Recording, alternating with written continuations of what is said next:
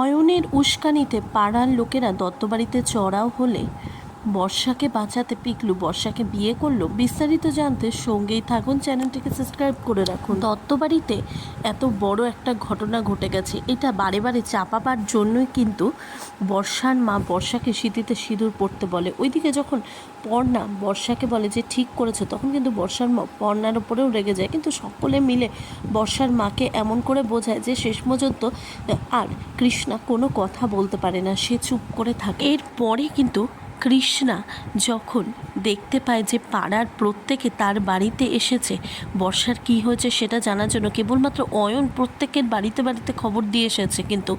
আর ঠিক এই কারণে যখন শুনতে আসে তখনই কিন্তু প্রচণ্ড রেগে যায় কৃষ্ণা। কেননা পর্ণা তখন সকলকে আসল ঘটনাটা বলে দেয়।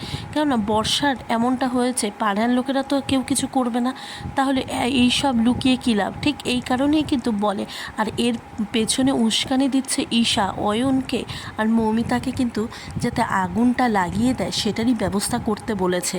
এই দিকে যখন আগুন লেগে যায় পর্ণার পেছনে লাগার জন্যই কিন্তু এমনটা করেছে তারা, বর্ষার কাণ্ডটাকে এইভাবে ছড়িয়ে দিয়েছে। ওইদিকে পর্ণা জবাব দেওয়াতে পর্ণার ওপরে খেপে গেছে কৃষ্ণা।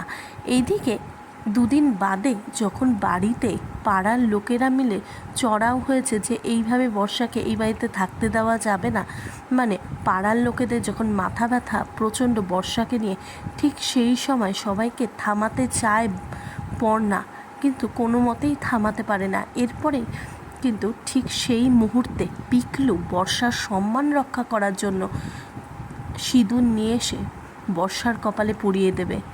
আর তারপরে কেউ কিন্তু বর্ষার দিকে কোনো আঙ্গুল তুলতে পারবে না। তাহলে আপনাদের কি মতামত? পিকলু যেটা করেছে সেটা কি ঠিক করেছে? প্লিজ আপনারা আপনাদের মতামত অবশ্যই কমেন্ট বক্সে কমেন্ট করে জানান।